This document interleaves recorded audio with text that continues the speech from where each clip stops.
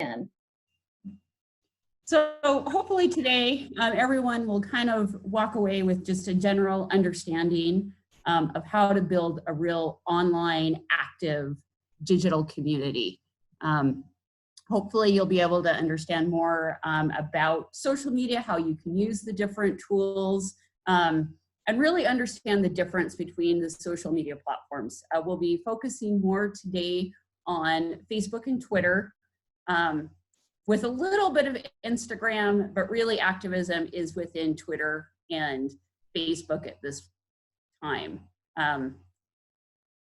And then of course we want to, create some best practices, including tips on how you can create safe spaces, community rooms, there's Facebook groups, there's Twitter DMs that really can be utilized to bring a sense of community right now and organize around all of these actions that we can hopefully get back the White House, take the Senate, keep our House, and flip legislatures all across this country.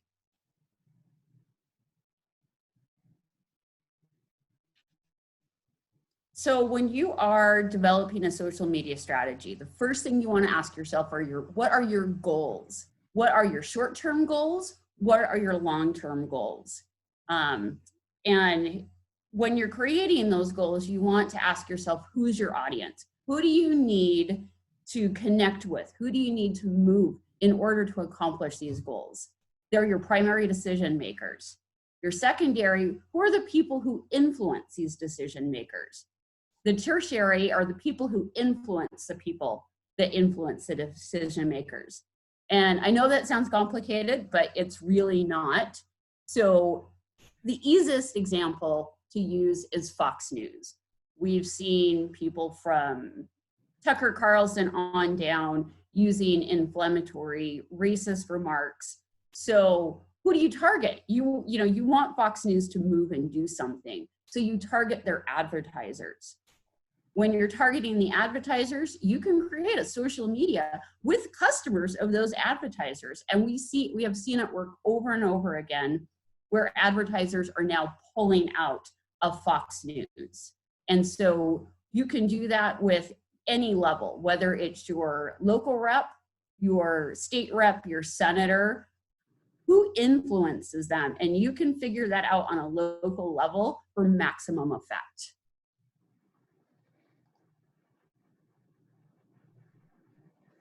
So when you are developing your strategy, you want to ask yourself one important question. What will it take for your audience to actually create action? What will it take for them to do it? You really want to use an emotional appeal. That can be fear, love, hope, disgust, any gauntlets, fired up, ready to go. Obama was a great one on that. That was an appeal that really, got you here. You want to also make it a pragmatic appeal. What will doing what you're asking them do, how will it change their lives? Will it make it easier? Why will it make it easier? Research what your target audience cares about. What's their vernacular? Do they care about healthcare, immigration, the environment? Yeah, I would say, and adding to that, Jamie, when we talk about writing social media posts in a little bit, we're going to talk about how do you frame those things so that you get the maximum traction when you are doing those asks. So stay tuned for that.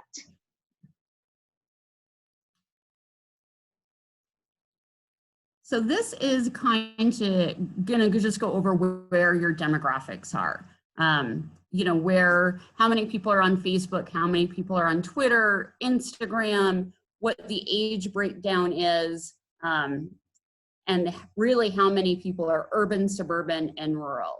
And even though the rural numbers seem lower, remember that 13% of rural people on Twitter is enough to swing an election. And so that is something you really want to keep in mind when you're developing your social media strategy, to know who your audience is.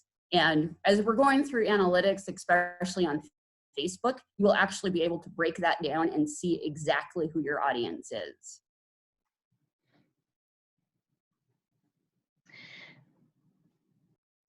And for those of you in the chat, if you will go ahead and put in what platforms do you currently use, and your choices, I would say Facebook, Instagram, Twitter, YouTube, Snapchat, LinkedIn.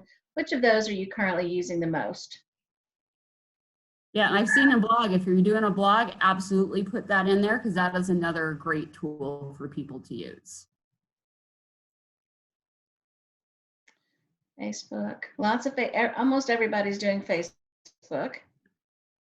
So that's good. We're going to spend some time on that tonight.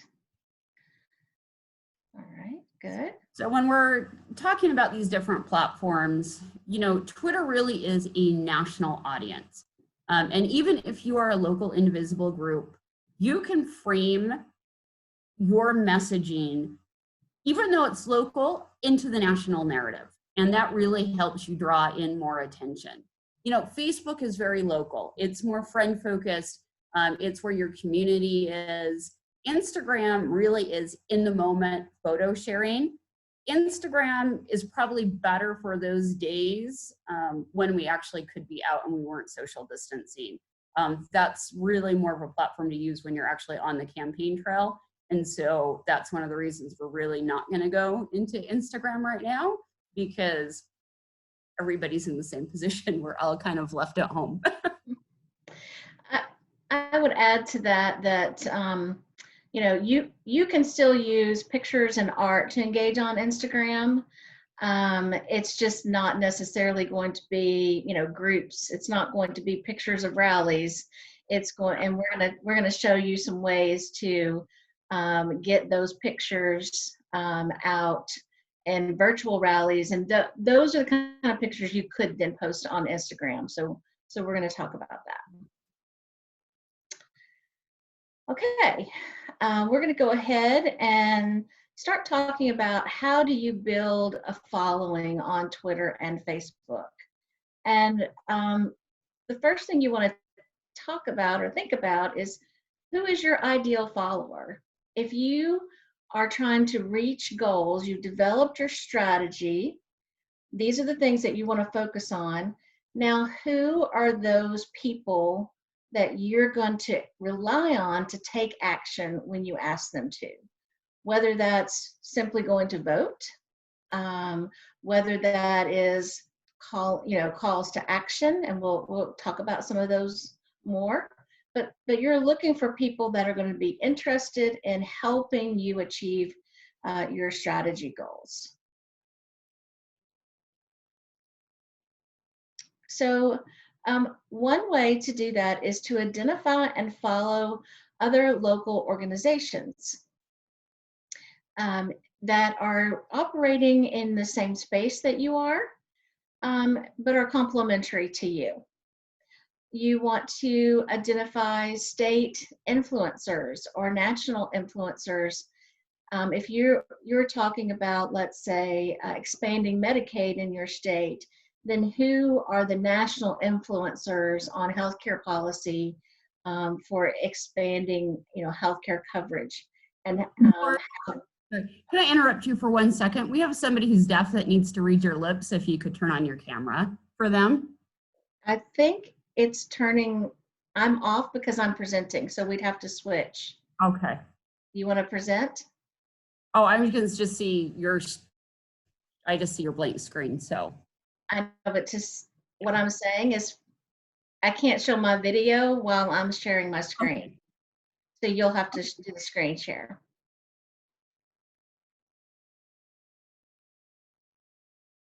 It's going to take me a minute to get up to do that. So, okay. Because I'm going to actually have to find it. I'm going to keep talking. So identify your national influencers. Know the state hashtag on Twitter, and search for people who are using that state hashtag. So the things that are helpful for that is there are some nonpartisan hashtags for each state. and they are typically like a hashtag, the state abbreviation with the POL. So that we're going to get that the graphics up. The slides are coming up. Just hold on. Jamie's going to put them up. But it's F, like for example, Florida politics is abbreviated FLPOL. Florida legislature would be hashtag FLLEG. And then within DIMCAST, we have state-based strategy, and we have a lot of people in different states who are sharing out information. So for example, we use DIMCAST with the state abbreviation FL. All right. Oops. Another way to do that is look at your local Democratic politicians, see who's following them, who's commenting on them. Are they commenting in a supportive way? So we want to make sure that we're engaging the people who are supporting our elected potential elected politicians. Doesn't mean they can't be critical. We expect to hold our people accountable, and look to see who's following different other relevant organizations in your area. So those are all people that you may want to engage in some way. On Twitter, you can see who's following who by clicking on the profile of the account and just looking to see who's following them. All right. On Twitter, the way it works is people follow back the people that engage with them, or that they are interested in what they're doing. So the number one way to build followers on Twitter is to really produce content that's engaging and interactive for people who are interested in your mission, okay? The way that you can really engage with a person, you're sort of drawing them in to be your follower, is to go in and look and see what they're tweeting about and like a couple of their tweets, or retweet them. If you comment on them and then follow them, they will see quite a few notifications from you when they next log into Twitter, if they're not currently on it, like everything. And then they may see that you're an organization that they'd like to follow, and they'll follow you back.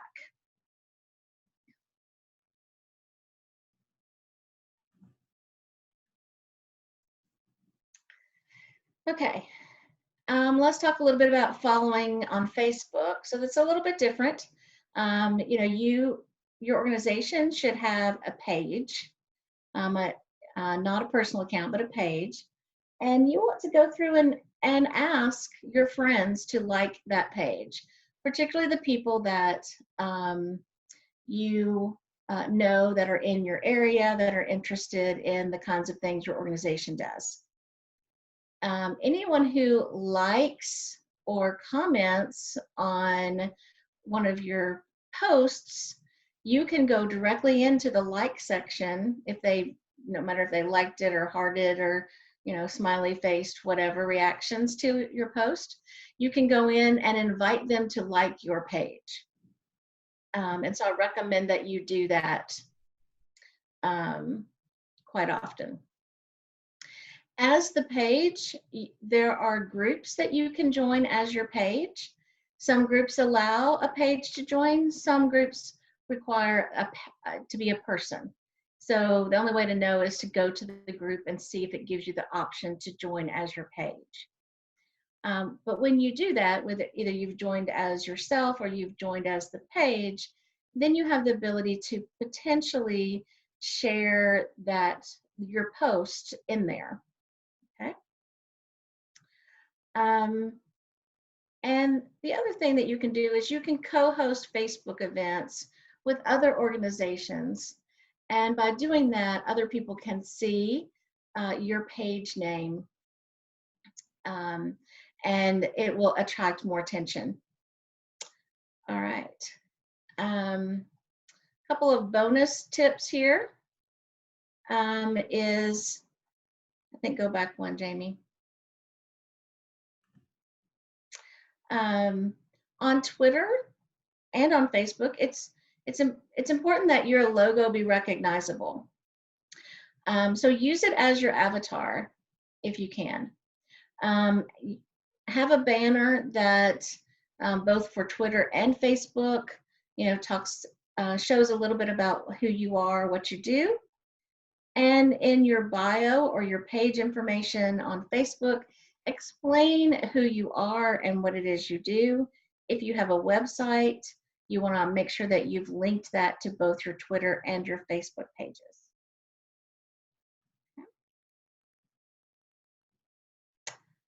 Some bonus tips for Twitter. You have the ability to do what's called pinning a tweet.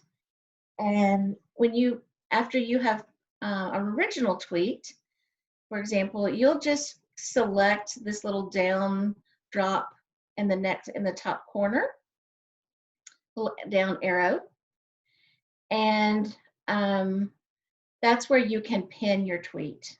Okay. And besides your bio, if anybody visits your profile, this would be the first tweet that they would see. And so I recommend that it's a tweet that, stands for something that you believe in your organization, or your current call to action, or something that will really help show people what it is that you that you are about. Okay.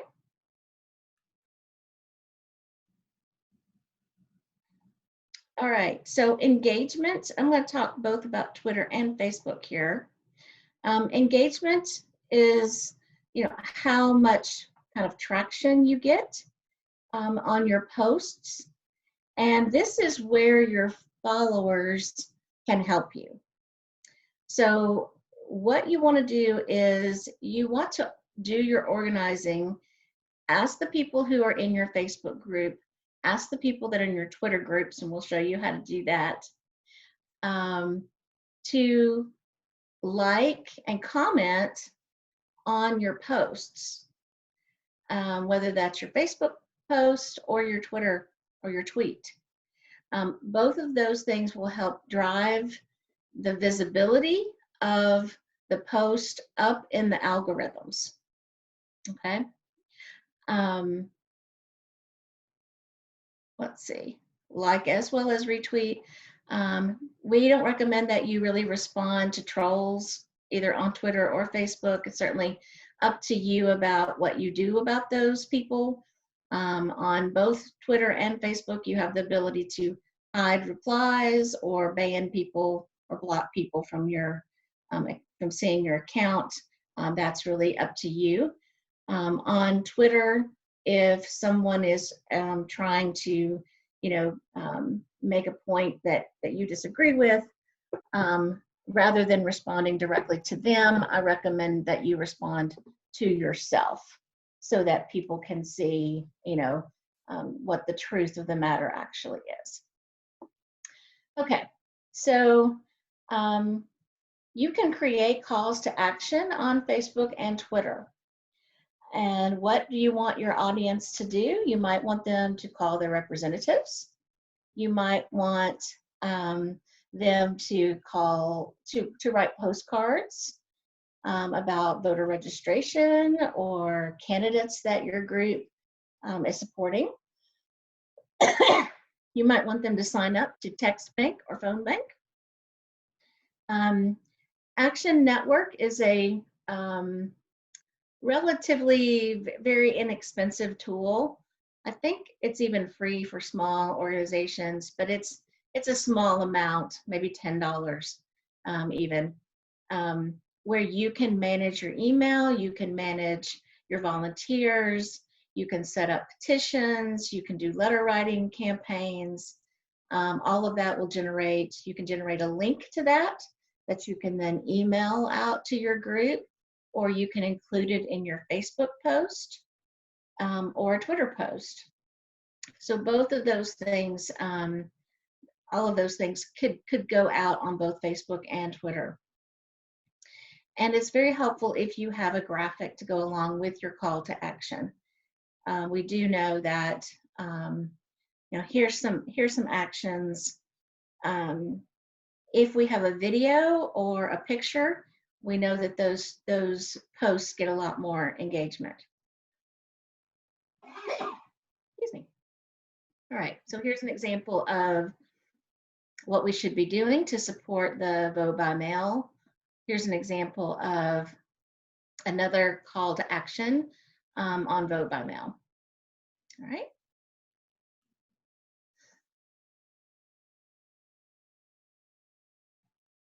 Okay. So another way to get interaction on your tweets or your Facebook post is to tag other organizations, tag politicians, tag influencers within your state, other indivisible groups. All of those people can see then your post and potentially respond to it. Jamie, talk to them about a tag.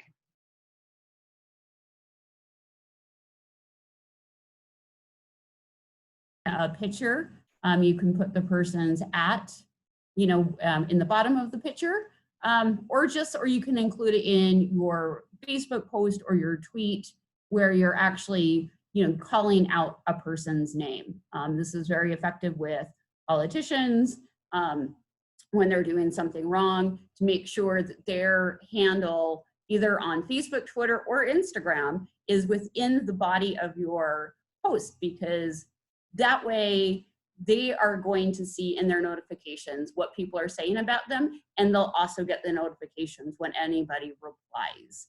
And there is somebody in every congressional and senator's office who goes through daily. Their job is to actually catalog who is saying what about them. And so it really is a good way to kind of gain some traction by tagging, especially your local politicians.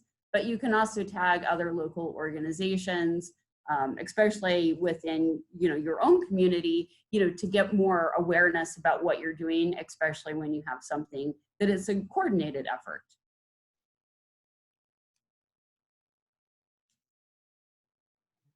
Perfect.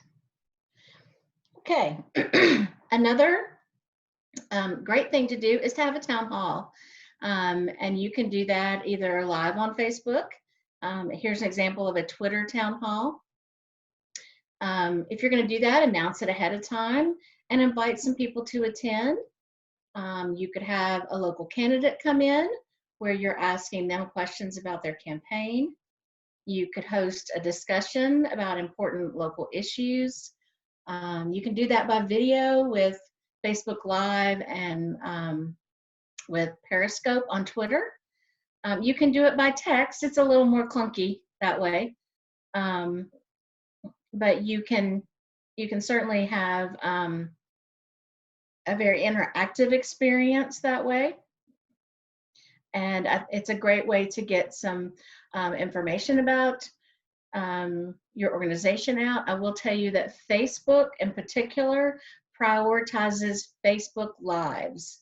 So that will automatically be popped up to the top of anybody when they log on. If you're currently doing a Facebook Live, it will pop up to the very top of their line there. You can also do things to build community within your group. You can do this within your Twitter group or your Facebook group. Have a fun night. Just decrease some stress. We're all under a lot of stress right now. So anything that we can do to sort of lighten the mood, that's a fun thing to do. I think Jamie gives us some examples here. Yep, and somebody was asking about tagging, and so on this example, oops, too far, at the very bottom of this photo, You will see actually my name and 9 others. And so on Twitter, you can use this area to tag people, or you can do that in the body of a tweet or even a Facebook post. So anytime you're sending notifications, just that is basically a tag.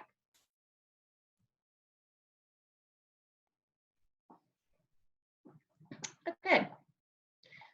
Let's talk about how do you write a good post?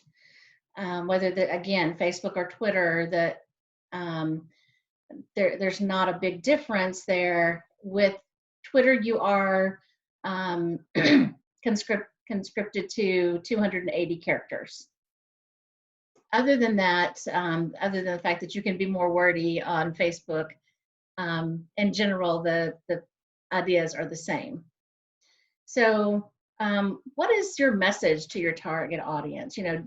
Would you, how could you state that in one sentence? How could you use a visual aid that will get the idea across without having to use a lot of text? And sometimes it's just a matter of just using a video that really demonstrates what it is that you're talking about. Do facts substantiate your message? So is there a particular article that you want to share, or a news blast? If there is, put that in your post. And do you have a different message for different audiences? You may want to simplify that message so that you can boil it down to one main idea is very helpful.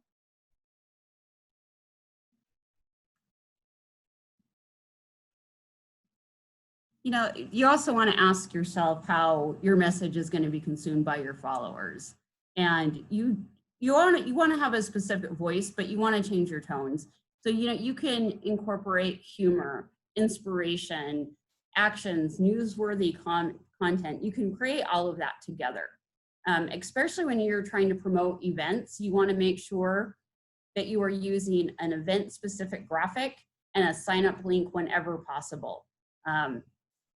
It's going to give people the incentive to be able to sign up to your events. And if you use something like Action Network, Every Action, whatever you're using, that will also give you your locals' email addresses so that you're able to contact them later and hopefully, build that sense of community. Fundraising is one of the most effective things you can do on social media. But you want to be very specific, especially if you're a small organization. Tell people exactly how much you need to raise, what exactly it's going to be used for, and include an actual donation link. Almost any organization can sign up for an ActBlue account. It is very trusted among the left, and that is a great way to go to set up your own ActBlue account. And I know a lot of the Indivisible groups, you can do the partnerships with National Indivisible. And that's another great option. And if you run out of room, you can always just add those responses, those links in the replies. How many of you have ever done a fundraiser on social media? Or donated to a fundraiser on social media?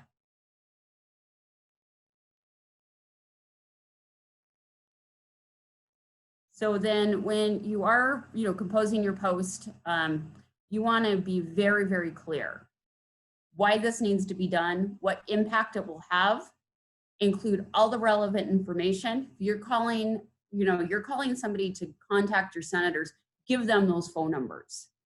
Put their email in it. You want all public information, but you want to give as much information for people to be able to act in that second. You can use graphics and videos to do that, to include that information. Create a photo with your senator's phone number. You can create, do a phone number with all of their phone numbers. So if they can't get a hold of the DC office, and then that actually allows people to share it save it and share it. And if you put your own graphic on there, then people are actually going to see your name more and more. Again, do videos. That is the #1 share, is videos.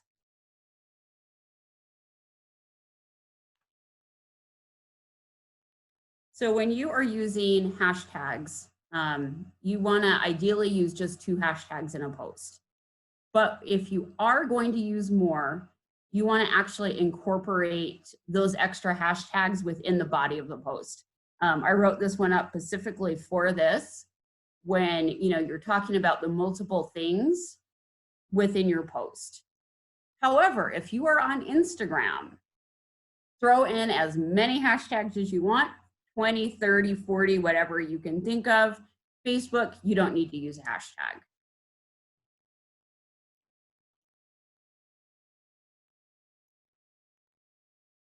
And then on Twitter, when you are quoting a tweet, so instead of just hitting the retweet, you want to spread that tweet, but you want to create your own. So you want to make sure that you're actually including relevant information in your own tweet. If you're trying to draw someone's attention to a tweet, reply to that tweet with the person's handle. Don't just quote tweet it and tag a whole bunch of people. No one will ever retweet it and you won't get anyone's attention. But if you do want to use a quote tweet and you want to tag somebody, that should be informative, be included with the tweet information. And so here are 2 examples of what to do and what not to do. The not to do is just they've tagged a whole bunch of people. There's no really relevant information other than they just tagged somebody.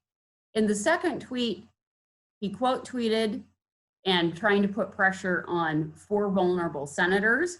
So he did a call to action, tagging the people that were relevant to that tweet.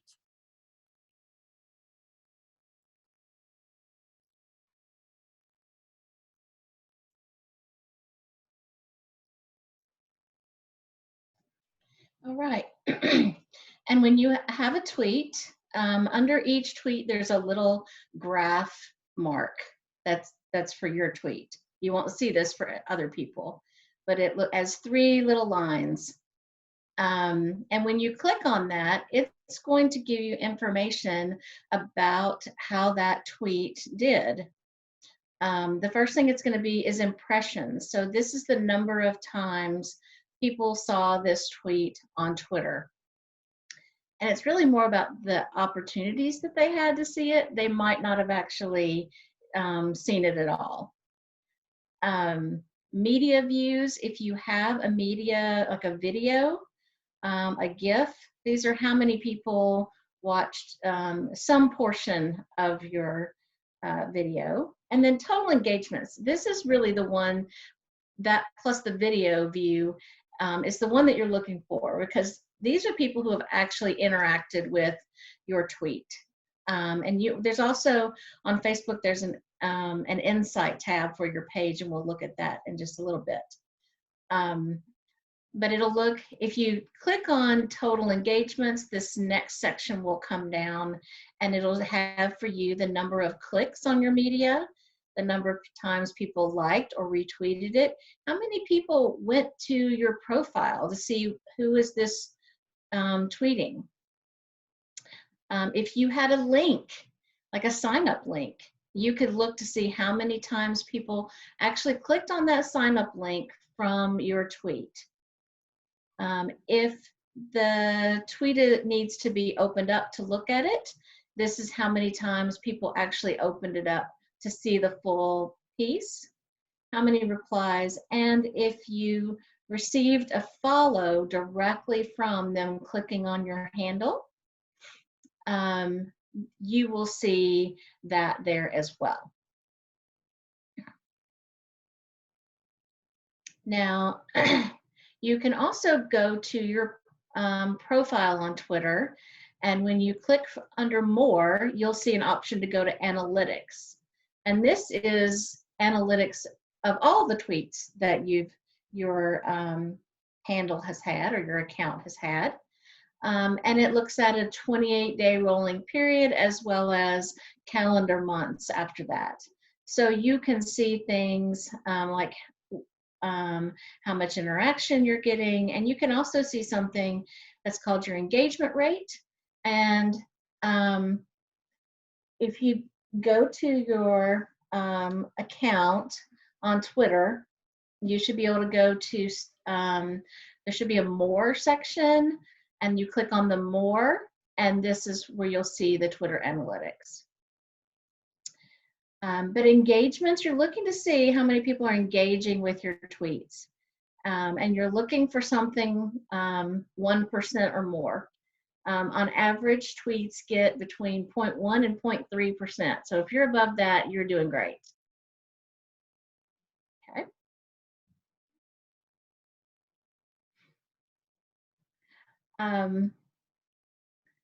Twitter lists. So once you follow a lot of people, if you go to sort of your home line, it can just fly by so fast that you don't even get to read a tweet. So if there are particular people that you are interested in making sure you don't miss their tweets, you can develop a Twitter list. And I'll tell you, there is a great tutorial just from Twitter itself. If you go in and search, Google search Twitter list, it'll tell you exactly how to do one. But it's a great way for you to keep track of maybe the news organizations in your state, or all of the politicians that you want to go see what they're posting about.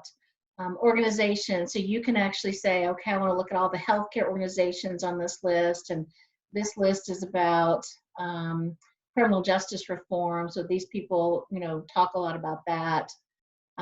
Influencers that you're interested in engaging with. Social listening, so one of the pieces that we talked about early on is developing that strategy. And to do that, you need to listen to the people that are in your state or in your area and what it is they're concerned about. So one way you can do that is to create a list of those people. Even if they didn't follow you, or you didn't follow them, or they don't follow you back, etc., you can still go in and see what is it they're concerned about. Are they tweeting a lot about healthcare and their concerns about that? Then that's something that if you tweet about it, you're talking to people who might be interested in what you're doing. So there's lots of possibilities that you can do with lists. If you're adding people to a list that aren't public figures, you can make your list private. A lot of people on Twitter will say something like no lists, and that's because gross people on Twitter make lists that say things like libtards and put people on them. And so people don't want to be on lists. But so you can make your list private. If you make it public, other people can subscribe. And people like news reporters and news organizations don't mind being on multiple lists, and neither do candidates or politicians. So those will work well. Has anybody in the chat box, let us know, do you have lists, or have you subscribed to lists on Twitter? Curious.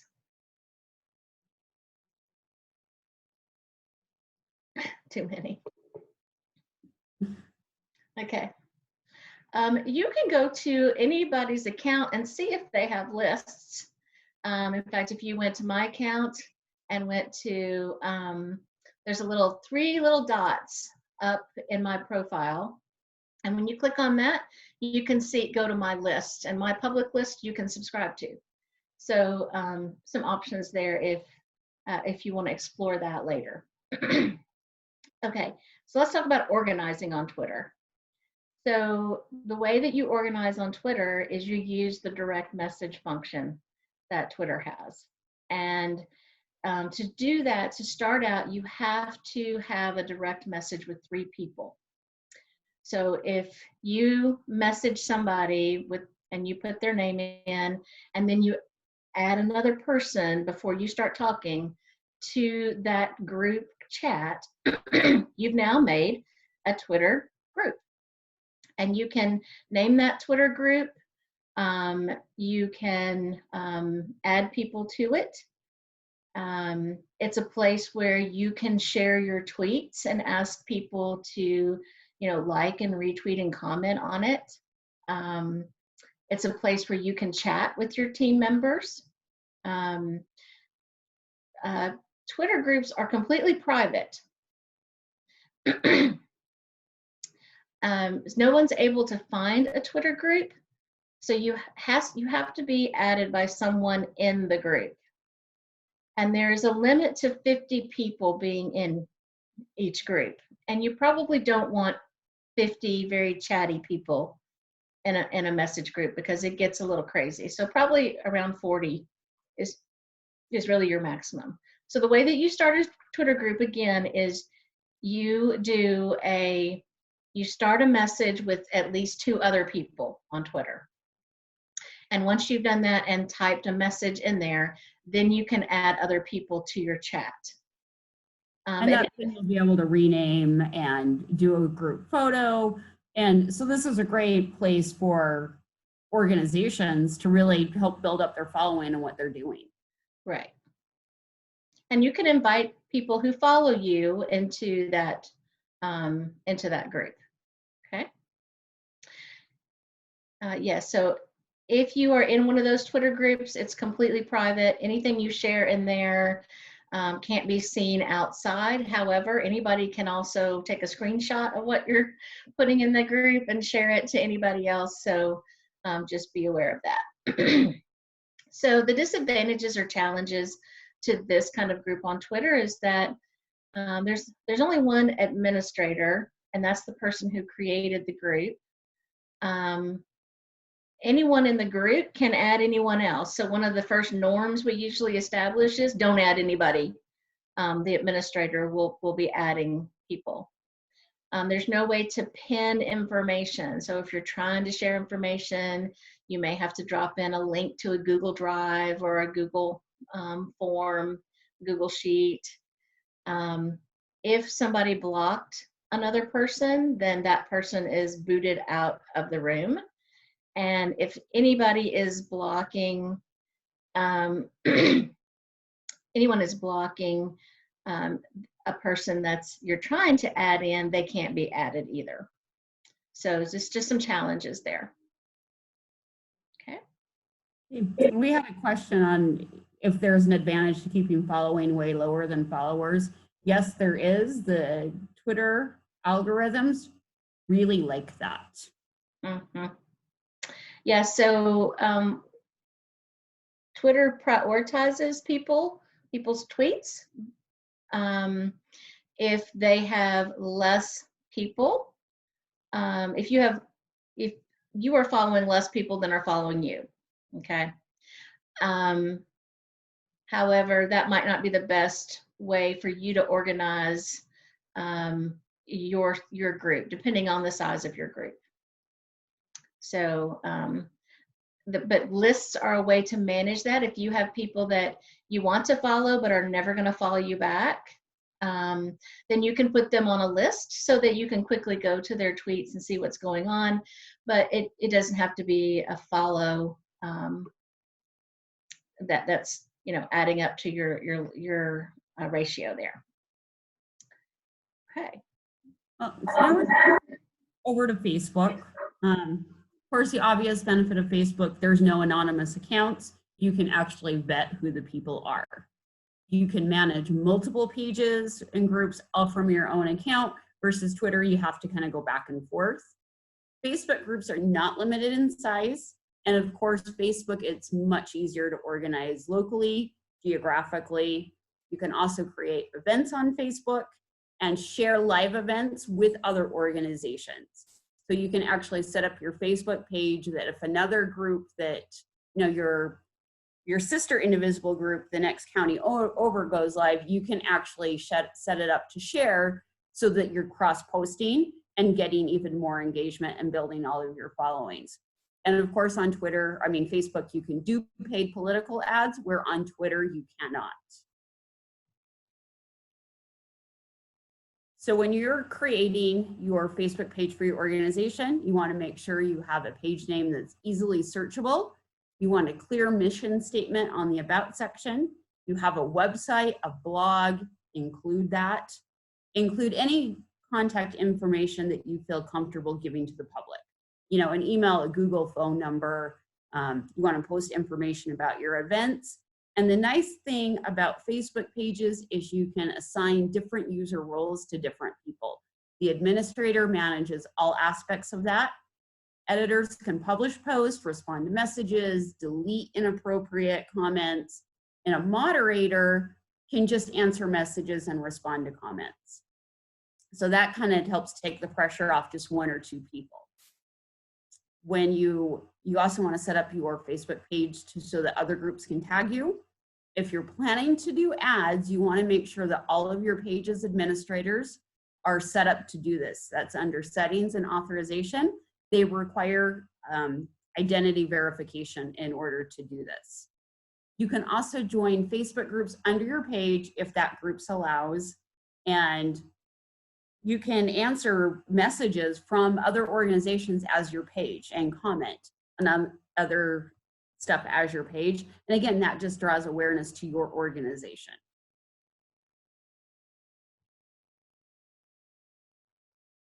And now we're going to go into the Facebook Insights, because this really is going to show you an overview of how your page is doing. It's going to give you the actions on your page views, how many likes, your reaches, your engagements, your responsiveness, how many people follow you, but it's also going to show you who your demographic is and what the best time of day for you to post.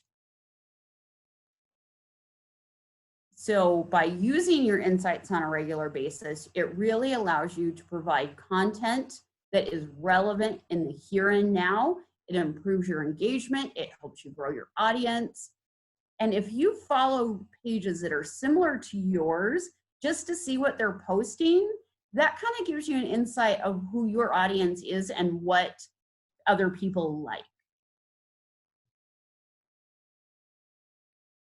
So this is going to actually show you on each day how many people saw each post and what time of day. And then this is going to show you who your fans are. You know, if you're men, women, what your age group is. And that really is going to allow you to tailor your message to the people who follow your page and get them involved.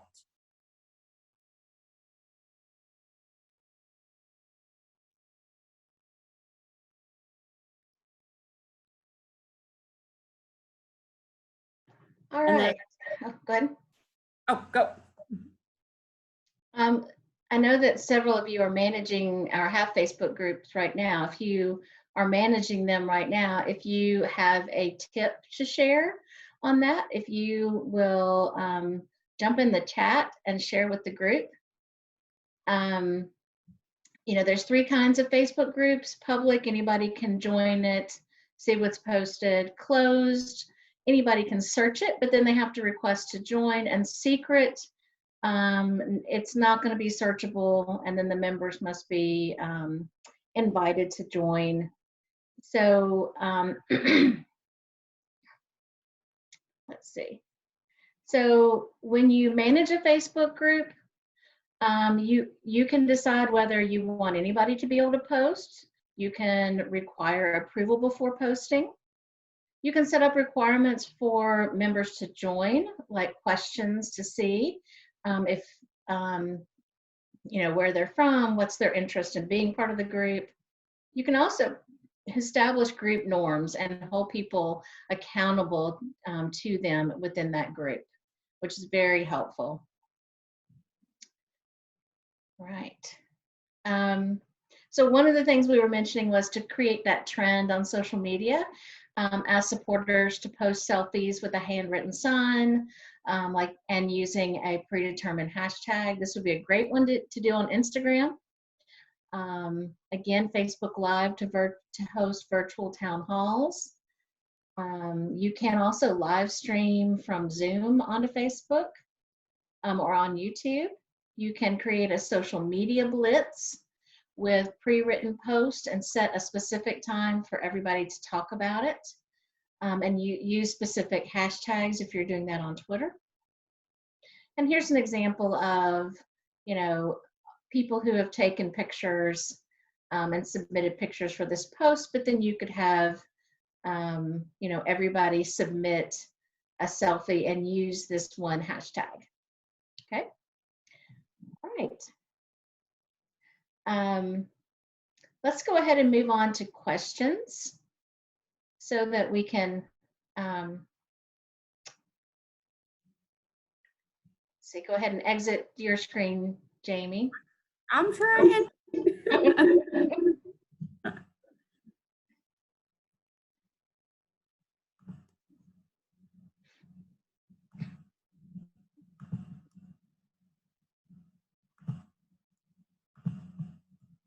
All right.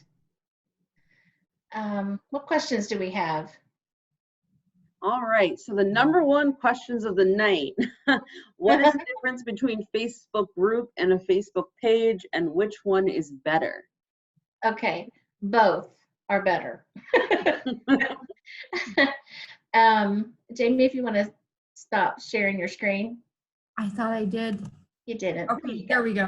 Okay, a Facebook page is where you're going to produce content about your group.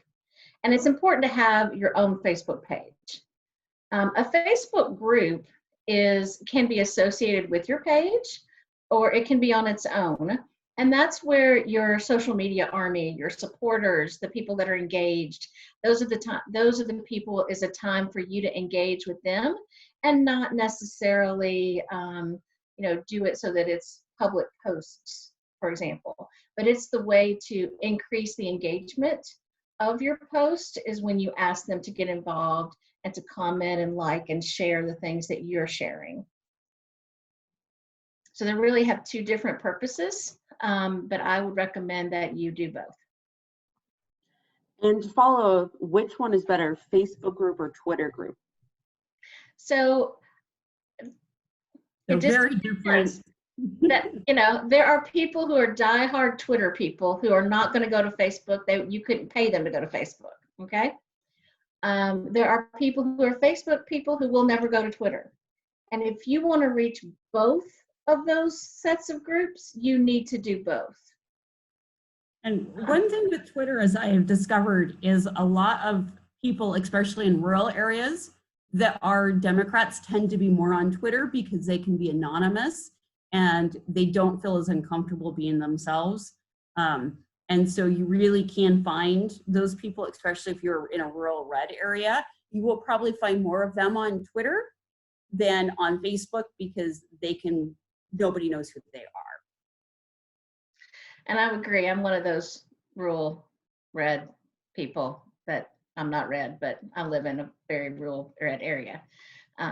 And was anonymous on Twitter for a long time because I thought I was the only Democrat in my state. Turns out I'm not, but not far from that. What's another question we have, Carly? All right, we only have time for a few more, and I'm gonna pick the two that I think are the best. One is, we have a large following of over 1,500 folks on Facebook, but no one is active. What are some tips and tricks to get folks active in a Facebook group? Ask a question. Yes. And this is a silly trick, but I've done it in some Twitter groups that are very quiet. I will post a silly GIF and ask people to reply with how they're feeling with a GIF. That literally is a way to build sense of community, and you will be surprised at how many people will jump on when they see a funny cat GIF or a silly dog GIF. And so you can really increase engagement by making it fun, even if it's 20 minutes a day of we're not going to talk any politics, we're going to just do a self-care check-in today.